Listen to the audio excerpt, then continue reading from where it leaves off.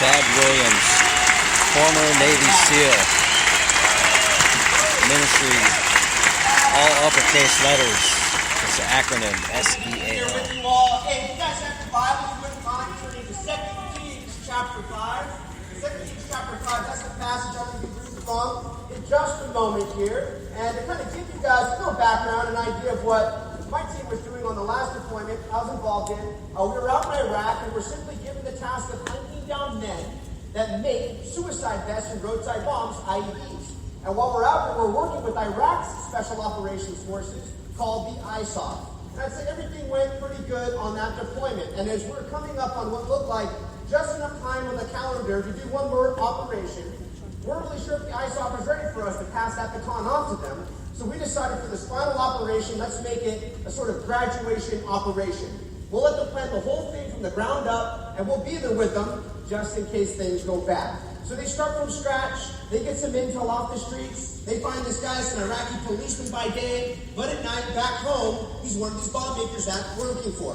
So they come up with this whole plan, how they would approach the house, get in, grab this guy, extract. It looks pretty good. And they mentioned one other thing. They were complaining that they felt they got shot at more than we did, and so we were kind of wondering what they thought it was, and they say, it's the color of your uniforms. We're like, really? The color of our uniforms? Not the way we shoot, move, communicate, the color of a uniform. And they're convinced of it. So they're saying, would you be willing for this final op to maybe take off your American code uniform, and we got a pile of ISOF uniforms you guys can put on. We're like, all right, you want us to put those on to get shot at more with you? And they're like, yeah. It's like, fine. Final operation, it's not about the uniform. Well, the funny thing is that my dark complexion start growing out little facial hair. Then get on one of these guys' Iraqi uniforms. I got that thing on, and the guys on my team are looking at me like, hey, Williams, you really blend in with those guys now, don't you? On that final op, I was standing up in the Humvee behind the 50 caliber machine gun. We're rolling out, and I'm thinking about how I know where this guy lives, how we're going to get in, grab him, extract, and I also know this is the final operation, which also means I know just a matter of days from now, I'll be back in my hometown, Huntington Beach, California, surfing in the ocean. But what we didn't know about that night was that we were actually being set up the entire time. To get thrown the absolute worst circumstances we've been in on this entire deployment. So we're being set up on an ambush, and now we find ourselves engaging in this gun battle for our lives. And it was the team's ability to shoot, move, communicate, do what we do best as Navy SEALs that ultimately led to the possibility of me standing before you on this platform today. Now, before I touch on how that played out, I want to get into God's Word and read about a soldier by the name of Naaman. And this guy could have been a Navy SEAL had there been such a thing during his time. So it's in 2 Kings chapter 5, starting in verse 1, and I'm reading from the New King James Version. And so it goes. Verse 1, it says, Now Naaman, commander of the army of the king of Syria, was a great and honorable man in the eyes of his master, because by him the Lord had given victory to Syria. He was also a mighty man of valor, but a leper. And the Syrians had gone out on raids, and they brought back captive a young girl from the land of Israel. She waited on Naaman's wife. Then she said to her mistress, If only my master were with the prophet who was in Samaria, for he would heal him of his leprosy.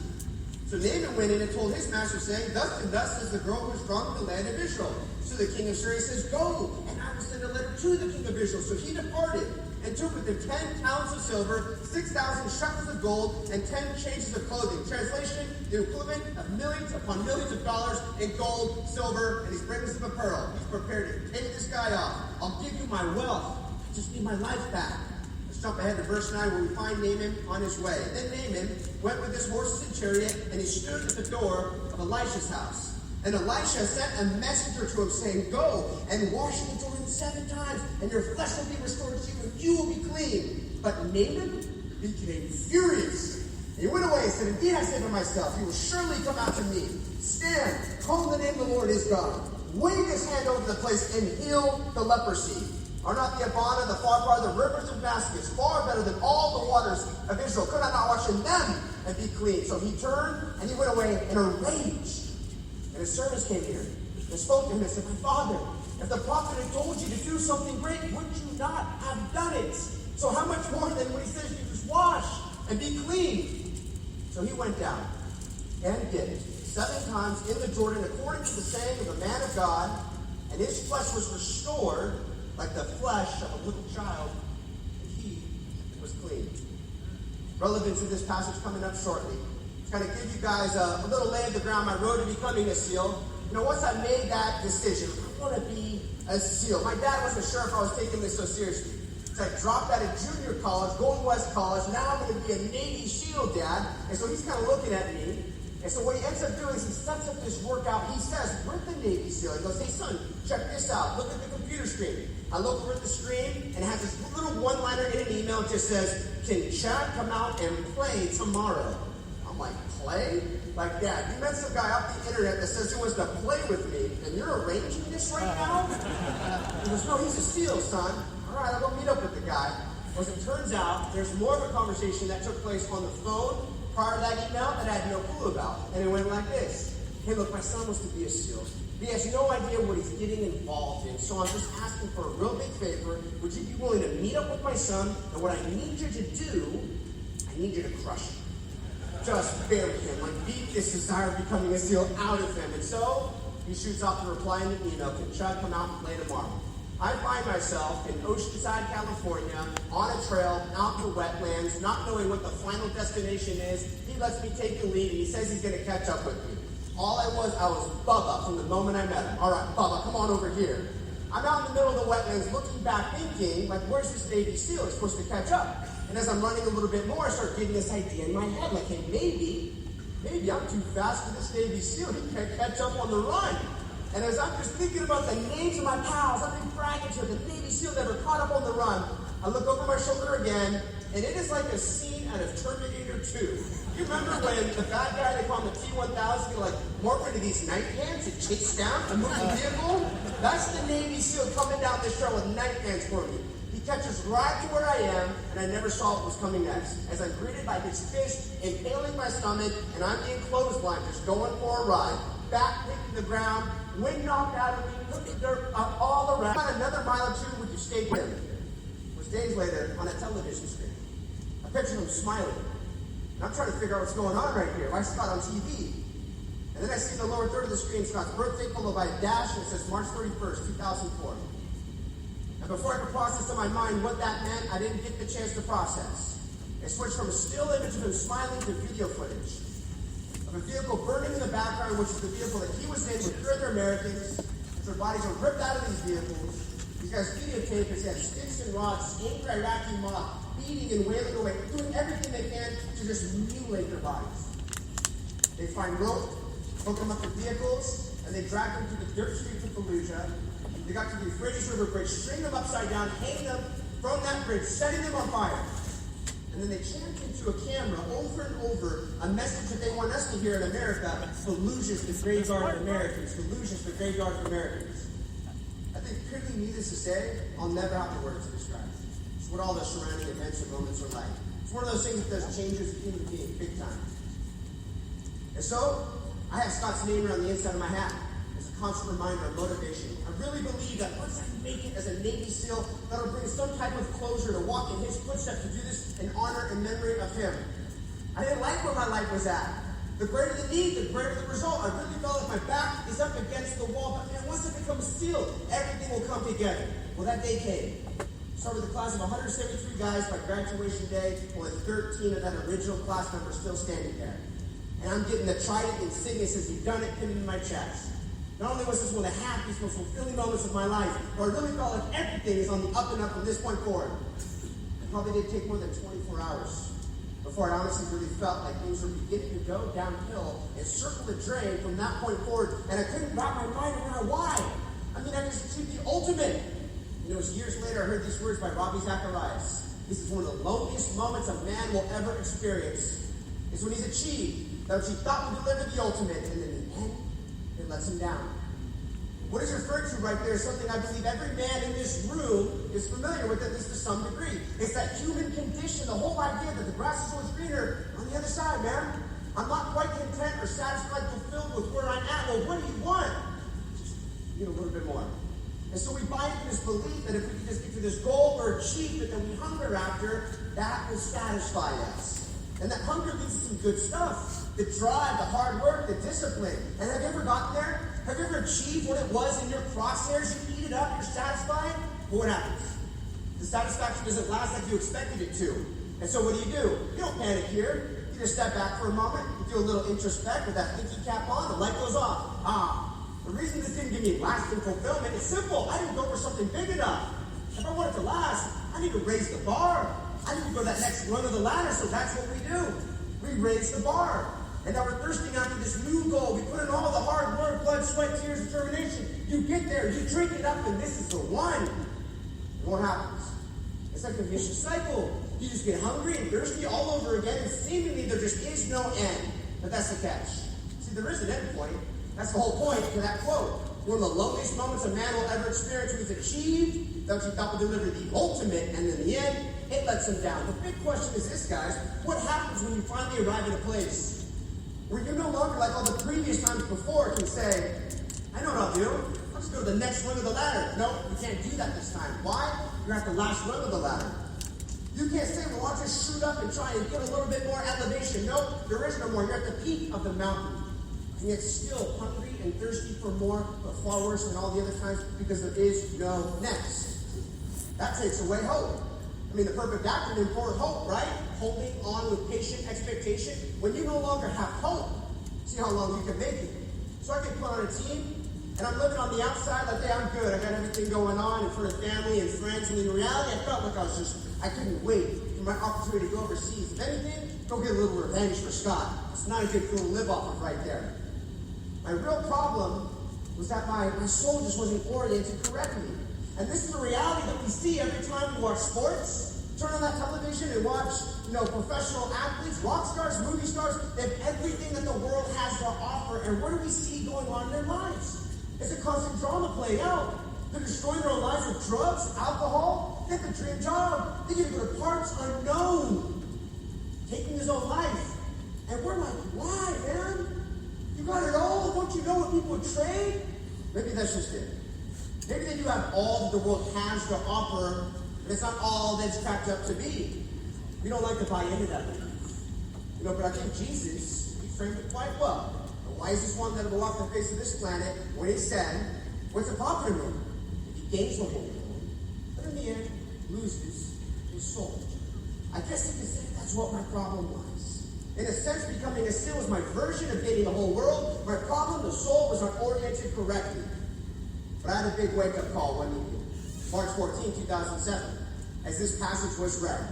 And so let's circle back on this story of Naaman. So Naaman, remember, he's this commander. He's had great success in battle. He's got this entourage of men that highly respect him, highly regard him. Even the king enjoys Naaman's company. So this identity, this status that he has, it's getting him into high places. He's rubbing shoulders with the king. He's a mighty man of valor. But Naaman had leprosy. Well, how serious was that? Let's just say it's a little worse than a case of eczema, all right? Jesus, looking back, said nobody during the time of Naaman had ever been healed of leprosy. It's terminal. So now kind of circle back and picture Naaman's life like this. So much for all that success. So much for this outward man. It's all a facade. What's really going on underneath that armor, Naaman? What's really going on underneath that clothing? He's deteriorating. He's falling apart. He's a dead man walking. No doubt about it, I related with that man right there. And no doubt about it, in a room this size, it is represented here as well. When you really think about it, who are you? Who are you in front of your coworkers, your family members, and friends? When Justice Naaman has some issues going on underneath it all, surely covered up, because we don't expose our weaknesses, our vulnerabilities. We got the armor over the top of it. What's really going on in your life? So I find myself captivated by this story. No doubt about it. Naaman's tried everything he could do to fix him of his situation. We try all we can do to fix ourselves of our human condition, but we just can't do it. But he hears about this man over in Israel. 150-mile trip he's making. The other son, hero, some little girl that just speaks up. That's the evangelist in the story. 150-mile trip into enemy-occupied territory, bringing his entourage, bringing his wealth, prepared to pay this guy off, and he doesn't even come to the door. Huge disrespect, especially during that time. It was a custom of that time that if you're an important person, they come out to greet you. And it's almost proportional. The more important you are, the farther they come out, right? I mean, if a king's coming to town, they're outside the city gates. The welcoming party is there. At the very least, this Naaman should have had this guy outside that front door waiting for him. Instead, what happens? He relays a message through a servant. He tells him to go dip in the Jordan 7 times. Naaman becomes furious. That's what the Bible says. He turns, he's leaving in a rage, he's venting out loud exactly what his expectation was. I expected that guy to come out of his place. He's expecting the red carpet treatment. He thought some fireworks were going to go off, right? He thought he was going to wave his hand over the place and call the name of the Lord his God and strike leprosy. Instead, he just gets treated like a normal, and it infuriates him, leaving in a rage, about to completely miss out. His men come running up to him, and they're pleading with him, and they're just, come on, Naaman, look, you know if this guy gave you some big, great thing to do, you would have done it. What if he did come out, put on a big show for Naaman? What an honor to have you here. Now, if you want to be fixed of your leprosy, we've got a CrossFit WOD for you to do, and if you finish in time, you'll be clean of your leprosy. You probably got to show me where to start. Because it was a simple thing, to him it seemed like such a foolish thing. Isn't it interesting? That's exactly what it says about the preaching of the cross in the New Testament. The preaching of the cross is foolishness to who? Those that are perishing. No doubt about it. Naaman here is in a state of perishing, but something these guys say, it gets through. He decides to do it. And as he makes that 180, he's doing a whole lot more than just physical 180. I think that there is emotional, intellectual, spiritual 180. He gets it. In order for me to live, I have to die. If I want to be fixed at this, I got to go do this walk. I got to go to my own funeral. And it's not this walk that's going to fix me. He said, if I'm faithful, the God of Israel will be faithful. He'll do the heavy lifting. 7 times he dips himself. And the literal language in the Hebrew, it says he had brand new skin like that of a baby. Normally, when you're watching a movie that's very inspirational, kind of like this story, the credits roll right about here, and it's time for you to stop living vicariously through a character and go back out there and face the world. I want to make a point. The credits don't roll right there. As God provided a way out for Naaman, he's provided a way out for you and I as well. But in what form? First, we have to understand our condition. Naaman had a disease, leprosy. It leads to death. What's our disease? We could call it SIN positive. And the wages of sin is death. That's not a mere physical death. It's a point at which we're meant to die. Then comes the judgment. It's the second death. It's hell. But God provided a way out. Just like we can't do anything to wipe and wash away our own sin, and Naaman couldn't fix himself his own leprosy, Naaman dipped down into that water. What did God do? I guess you could say he dipped his son down into the world on a rescue mission, a hostage rescue mission, and he lived a holy, perfect, sinless life. This is the life that you and I have not and could not ever live. That leprosy is a picture of what? Remember, our sin. Imagine the mess of leprosy. Spotted and blotted, all the blemishes. Just filthy. But Jesus was holy and pure, without blemish.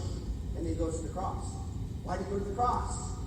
To trade sin with you and I. To take our leprosy, which is our sin, upon himself. He dies in our place, paying the penalty that sin in full at the cross. And then he conquers the grave 3 days later. That's significant because it shows he has power not only over sin, he has power over death. Not even the grave can hold him down. And then he declares to you and I, because I live, you also shall live. He's referring to that resurrected life. But remember, for Naaman, what was the turning point? He needed to deny self. Interestingly, Jesus says, if anyone wants to come after me, you must deny self. Let's repent. And we already learned what that is today. It's not just sorry I got caught. It's I'm so sorry, I want to change. You declare your faith and trust in him as Savior. Save me from my sin. And Lord, assault me here. He's the one that's going to inform you. Now, when you go out and do life, how you have to shoot, move, communicate. He's going to point to where that lane is for you. And so he's Savior and he's Lord. The moment any man does that, repents and places their faith and trust in him, not my word or another man's word on it, it's God's word. He remembers your sin no more. Remember as far as the ways the east is from the west. I responded to that message March 14, 2007. I experienced what the scriptures say. If any man be in Christ, is a new creation. All things pass away. Behold, all things become new. The way I look at life now is I'm forgiven of sin. I have a place in eternity. And while I'm here on earth, I do life differently. I was miserable being a seal because it was me stuff. And that's like decaf. It'll just never deliver, right? How about we switch it around? Instead, how about being a seal for me? It's for thee. Whatever you do in word or deed, do all in the name of the Lord Jesus. Seal for Christ. So fast forward to that final operation. I don't have time to hit the details, but let me cut to the chase. Most important stuff. Freedom isn't free. It's paid for in what? The currency of our men's bloodshed on the battlefield. And that is worth a whole lot more than anything you can Google up.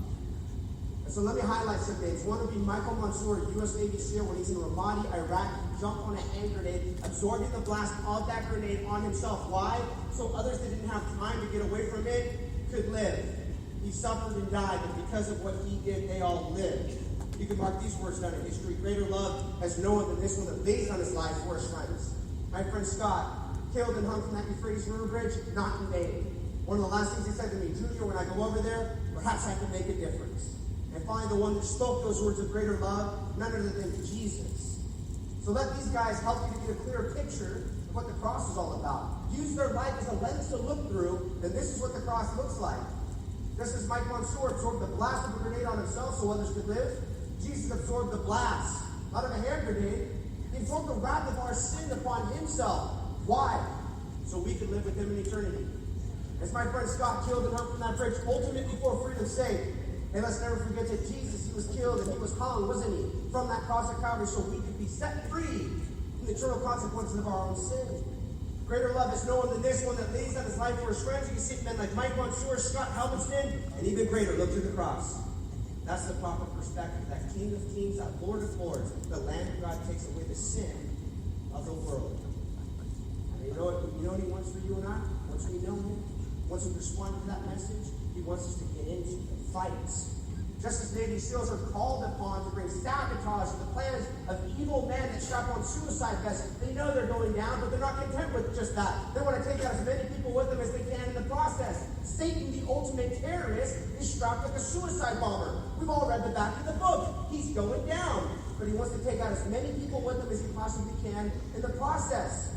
We got to make that personal. It's our family members, our friends, our co-workers. But you, as God's special forces, when you go out there, you've been given the task with a weaponized message to destroy his plans. I love these words by C.S. Lewis. He says, enemy-occupied territory, that is what this world is, but Christianity is the story of how our rightful king has landed. He might say disguise, and now he's calling us all to take part in this great campaign of sabotage. You all are saboteurs.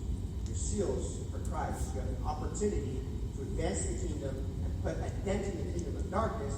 The greatest weaponized message, the greatest weapon that we have is the gospel. It's the power of God and His salvation. Amen?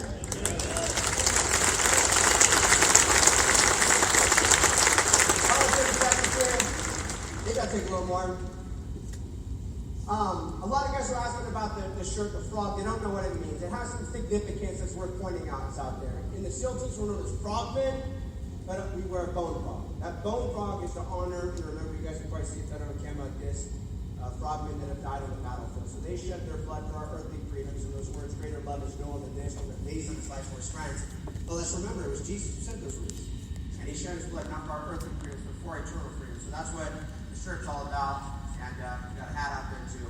And hey, do you guys want to know what happened on that ambush? All right, we're out of time. But you get the book. It's out there. God bless you guys so much.